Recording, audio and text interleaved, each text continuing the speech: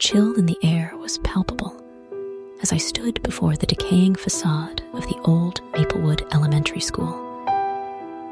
The place had been abandoned for decades, deemed unfit for use after a series of mysterious disappearances and unexplained incidents that had plagued the school for years.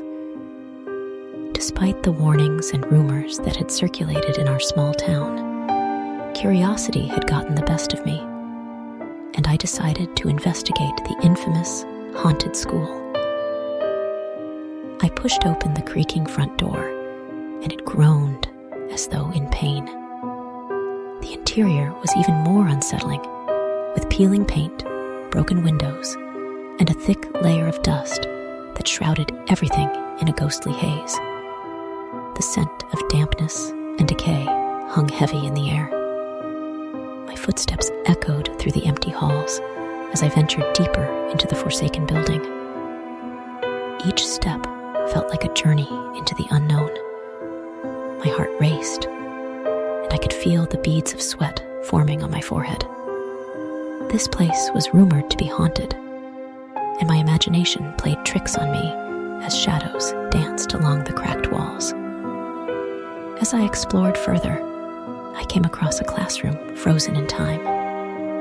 Desks were strewn haphazardly, covered in dust, as though the students had fled in haste.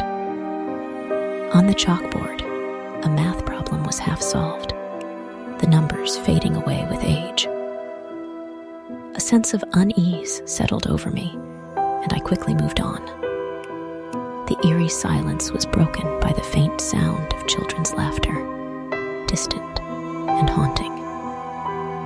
I followed the sound, my heart pounding louder with each step. It led me to the basement, a place I had been warned to avoid at all costs. But I couldn't resist the urge to uncover the source of that laughter. The basement was a labyrinth of narrow, dimly lit corridors. As I ventured deeper, the laughter grew louder, more malevolent. It echoed in my ears, bouncing off the damp, mold-covered walls. Suddenly, the laughter stopped abruptly, leaving me in an oppressive silence that seemed to press down on me from all sides. A flicker of movement caught my eye. I turned to see a shadowy figure at the end of the corridor. It was a child, or at least it appeared to be. But its eyes were hollow, devoid of life, and its skin was as pale as death. It beckoned to me, and terror gripped my heart. I tried to retreat, but the corridor shifted and twisted, trapping me in an ever-changing maze. The walls seemed to close in on me, and the air grew colder, suffocating. The ghostly child drew nearer, its voice a sinister whisper. "Join us." Panic surged through me as I fought to find an escape. My mind raced, and I knew that if I didn't break free, I would become just another lost soul trapped within the haunted school's dark depths.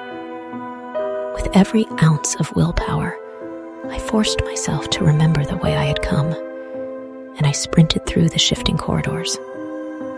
Finally, I burst out into the dimly lit main corridor, gasping for breath.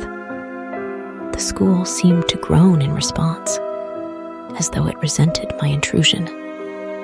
I stumbled towards the front door, my heart pounding in my chest.